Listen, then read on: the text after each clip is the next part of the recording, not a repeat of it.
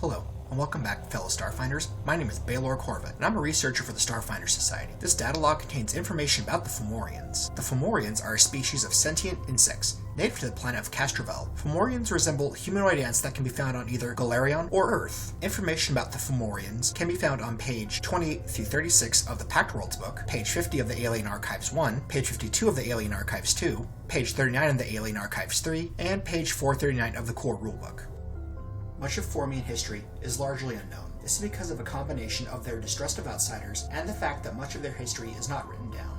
This is not done out of ignorance or inability. On the contrary, Formians are about as intelligent as any other species. The reason for this largely has to do with their hive mind intelligence and their value of efficiency. When interviewed, a hive queen gave me this answer. My various drones need only to know what is vital for their job.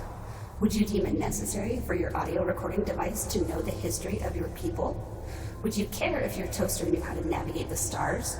No, you wouldn't. Spending the time to teach them these things would be better spent taking care of biological functions or performing their tasks. However, what is known is that long before the gap, each colony warred with any other colony that would get too close to it. Eventually, many queens from the largest hives came together in an event known as the Meeting of the Queens. This event resulted in the queens agreeing to work together in the common interests of all Formian colonies and agreed to serve the Overqueen. The Overqueen is different from most leaders because the Overqueen is not a single being, but more a theoretical concept, akin to Starfleet's Prime Directive. The directives established by the Overqueen are intentionally vague, flexible suggestions that promote that colonies work together in the interest of the Formian race as a whole instead of what would benefit a single colony. After the Meeting of the Queens, the Formians were able to focus their efforts on technological advancement and militaristic territorial expansion and begin warring against the other inhabitants of Castrovel instead of themselves. However, hostilities between the Formian and the other people of Castrovel finally ended in 287 AG. This was largely due to the efforts from the Shireen, who were able to broker peace with the Fomorian by finding common ground due to them also being humanoid telepathic insects. Since then, the Formians have entered into an uneasy truce with the other sentient lifeforms of Castrovel, and have withdrawn most of their military force from non-Formian territory, but every so often, brief skirmishes do occur between Formian and Lashunta forces. For a Formian, life in a colony is somewhat similar to life in a regular insect colony. As stated before, individual Formians are telepathically connected and controlled by the queen of the colony. Because of this, only the queens truly have a sense of self. A Formian will obey any order given to it from a superior or a queen without question.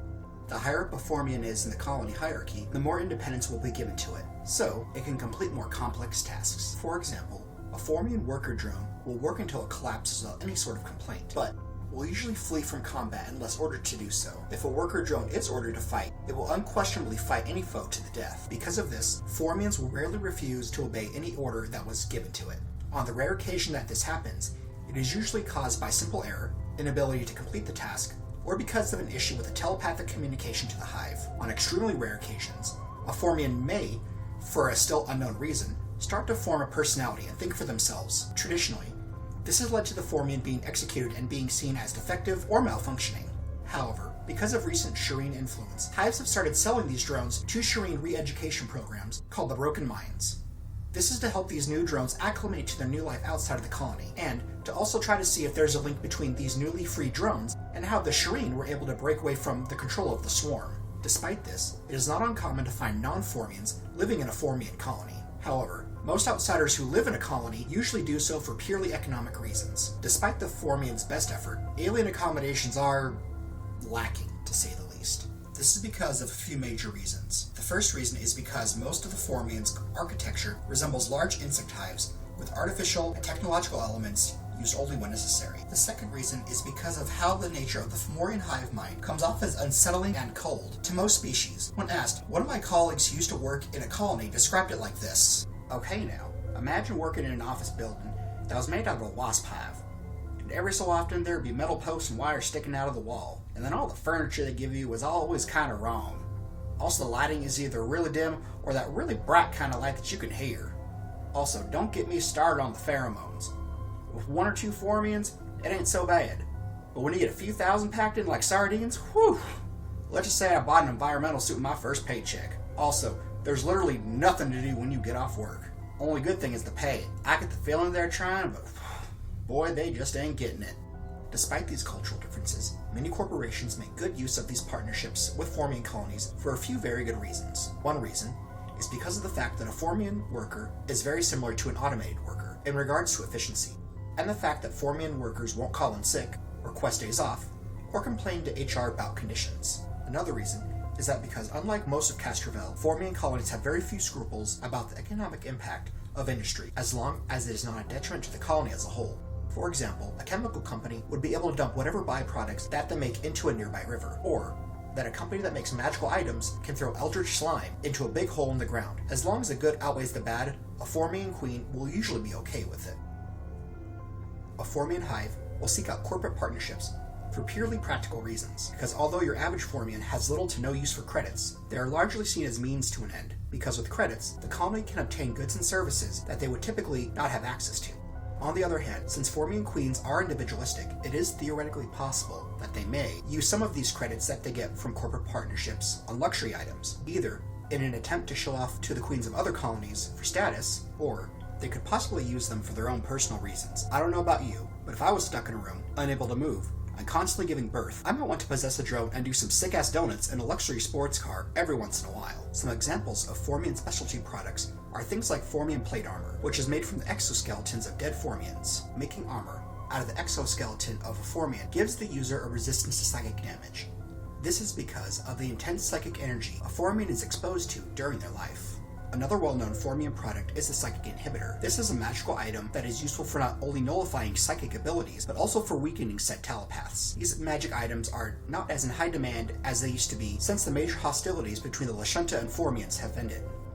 Because of how Formian society is a collectivist hive mind, it's extremely difficult for any Formian to gain much notoriety, with the exception of a Formian queen or a freed from Formian. One of the more prominent Formian queens is Morgbard of the Thousand Spines. She is the ruler of the hive city of Queensrock. Besides its extremely strong economy, the city is known for trying much harder to accommodate to outside species, and for its extremely elaborate heralds that Morgbard frequently possesses to interact with outsiders. An example of a prominent freed from Morian is Ixbiz, who is a part owner of the famous safari company Wakalar's Expeditions. Ixbiz is the company's accountant, and when the need arises, extra muscle for when his business partner Wakalar and a tour group get into trouble. However, the most arguably famous Formian is the Overqueen. As stated before, the Overqueen is not an actual flesh and blood creature, but more of an ideal. She was created as a theoretical concept at the meeting of the queens for how Formian queens should rule their colonies and how their race should act as a whole. Her directives were left intentionally vague, so Formians could be able to react to almost any situation while still having clear guidelines on how to act.